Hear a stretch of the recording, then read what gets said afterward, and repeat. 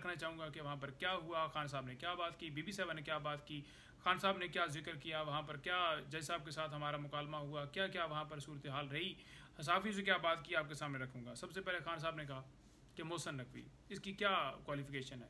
एक बंदा जिसकी वाइफ का जिक्र जो है दुबई लीक्स में आता है, गंदम स्कैंडल के अंदर जो अरबों का टीका लगाया गया उसमें नाम इसका आता है। उसके अलावा जो पंजाब के अंदर जो जुल्म जबर किया, ह्यूमन राइट्स की वॉलेशन जो की गई, हर जगह पर ये फ्रंट फुट पर बंदा था और उसका हिस्सा था। और इसको जो है इंटीरियर मिनिस्टर भी लगा दी और यहाँ पे इसी वजह से उन्होंने कहा कि बड़ी एक अफसोसनाक सूरत हाल है कि हमारी टीम बांग्लादेश से भी आ रही है। जो पुलिस के 12 लोग शहीद हुए, खान साहब ने उसके ऊपर भी गहरी तशवीश अफसोस का इजहार किया। और जितने वहाँ पर वाक़यात हो रहे हैं बलूचिस्तान में या KP में, खान साहब ने उसके ऊपर भी दुख का इजहार किया। उन्होंने कहा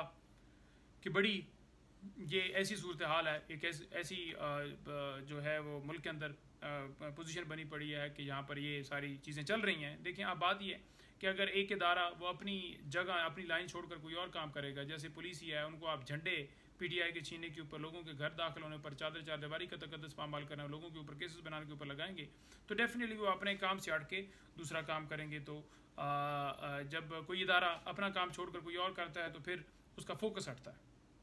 इसके अलावा जो अफसरान का तबादला किया गया, खान साहब ने उसके ऊपर भी कहा कि वहाँ पर जो स्टाफ वगैरह खान साहब के वो करीब होता था, उन्होंने कहा कि वो भी अब 200 फुट दूर बैठता है। इस वजह से दूर बैठता है क्योंकि उन्हें डर है, बेचारे डर गए कि कहीं फिर ना उठाए जा लें, अगवा ना कर लिया जाए,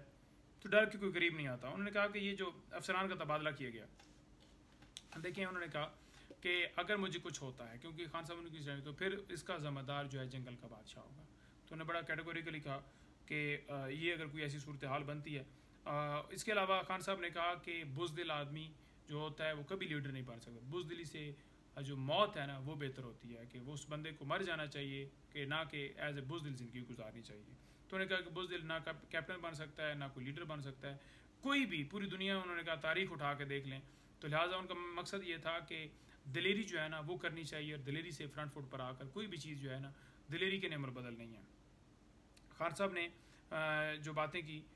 जलसे के हवाले से, वहाँ पर डिस्कशन हुई, तो अली अमीन साहब आज उनसे मुलाकात करने के लिए गए हुए हैं। उसके अलावा जो है 8 तारीख को जो हमने अनाउंस किया हुआ है, इंशाअल्लाह ताला वो जो अनाउंस किया है वो डेट फाइनल है, और 8 तारीख को इंशाअल्लाह ताला जलसा होगा और सूरत होगा। पूरे पाकिस्तान से हम इल्तिजा करते हैं कि तमाम लोग उस जलसे के अंदर शरीक हों, उस जलसे के अंदर आएँ,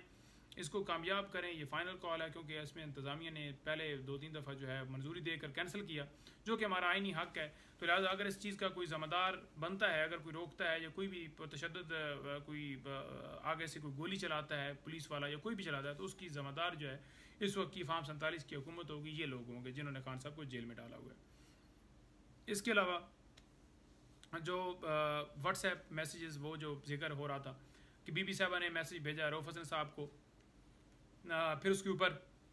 अलीमा साहबा ने कोई बात की कि आप ये ना करें, ये गलत बयानी है, ये है वो। तो बीबी साहबा से मैंने पूछा, उन्होंने कहा कि बिल्कुल गलत बात कर रहे हैं, कोई ऐसी बात ही नहीं, झूठ बोल रहे हैं।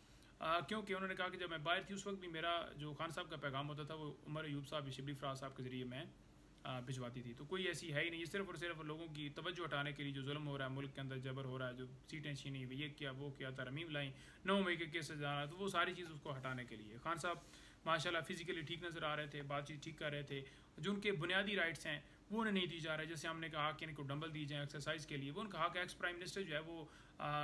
उसके जो अगर मैनुअल देखें तो उसके अंदर भी जो वो इस तरह की चीज़ें जो हैं बुनियादी हकूक़ हैं ना, जो कि हर शख्स को हासिल होना चाहिए, तो उन्हें हक हासिल है, लेकिन वो उन्हें नहीं दिया जा रहा। और अगर वो समझते हैं कि सिक्योरिटी का इशू है, तो खान साहब ने फिर भी ये कहा कि अगर सिक्योरिटी का मामला है, आप अपनी मर्ज़ी का बंदा जो है वो साथ खड़ा कर दें, ताकि वो जितनी देर में एक्सरसाइज करूँ वो साथ, ये तो उनका राइट है ना, राइट उनसे कैसे छीना जा सकता है। अच्छा, इसके अलावा जो बुशरा बीबी साहब हैं उनके हवाले से मैं बताना चाहूँगा कि वहाँ पर जो है वो जो छत है जहाँ पर रहते हैं, क्योंकि पुराना है वो घर है, वो जो है अपना डेथ सेल है, तो वो डेथ सेल जो है उसके अंदर जो छत है, छत से उन्होंने कहा कि चूहे वगैरह 1-2 दफ़ा गिरे, और इसी तरह से मैंने इनको कहा कि ये चूहे गिर रहे हैं और चूहे जो हैं यहाँ पर हैं, और मैं जब बाहर वॉक करने के लिए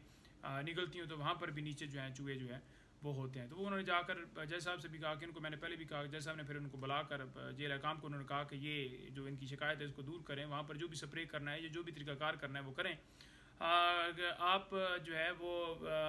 एक बंदा जो है वो उसके ऊपर झूठे मुकदमात बनाए गए हैं और उसे जेल में डाला गया, और फिर आप उधर ऐसा गैर इंसानी सलूक करें, तो लिहाजा जज साहब ने उनको कहा। इसके अलावा उन्होंने बताया कि वहाँ पर जो पानी है वो बड़ा गंदा है, जब नहाते हैं, जब फॉर एग्जांपल खान साहब अगर पानी इस्तेमाल करते हैं तो वो बड़ा गंदा अजीब सा पानी होता है और उसके अंदर जो है वो रेत होती है। तो बीबी साहब ने बताया कि जब वो पानी मैं एक बाल्टी के अंदर रख लेती हूँ और वो पानी जो उसके अंदर मट्टी रेत जो है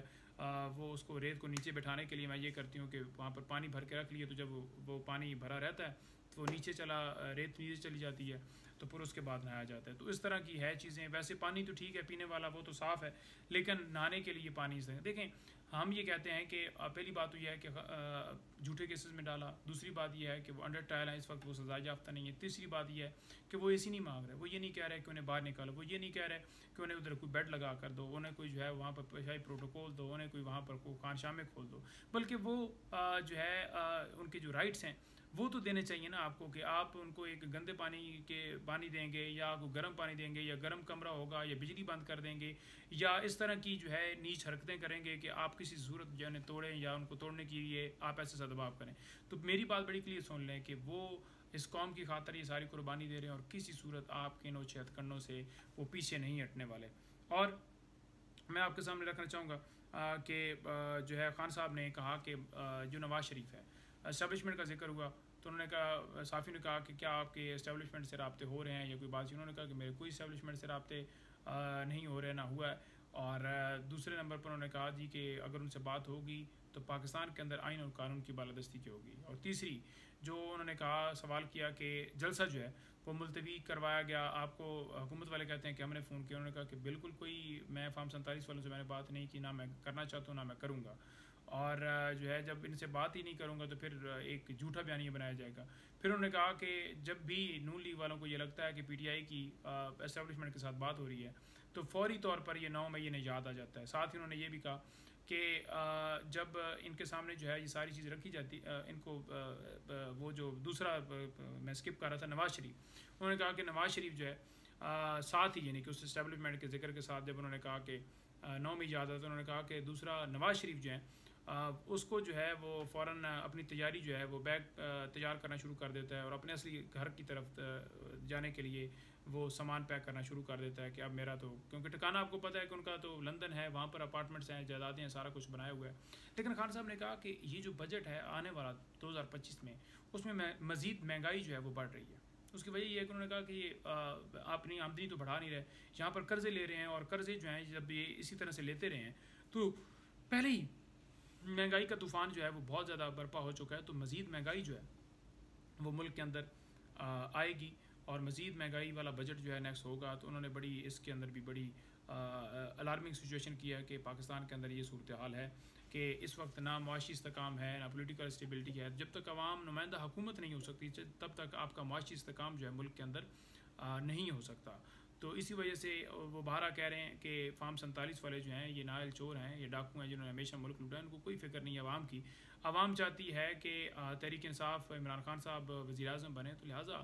आवाम की राय का क्यों नहीं एहतराम किया जा रहा है। उन्होंने कहा कि बांग्लादेश के अंदर भी यही हुआ कि लोग निकले, किस लिए निकले कि वहाँ पर भी लाकानूनीत थी। तो लोग निकलते हैं इसी वजह से निकलते हैं, वो समझते हैं कि उनका हक़ जो है वो रोड्स के ऊपर जो है आने से मिलेगा। तो इसी वजह से लोग निकलते हैं। इंशाल्लाह लोग निकलेंगे, लोग आएंगे। 8 को हमारा जलसा आपने कामयाब कराना है, जलसे को भरपूर तरीके से आपने पार्टिसिपेशन करनी है। इंशाल्लाह ताला कप्तान इमरान खान के विजन में हमारा मुल्क आगे बढ़ेगा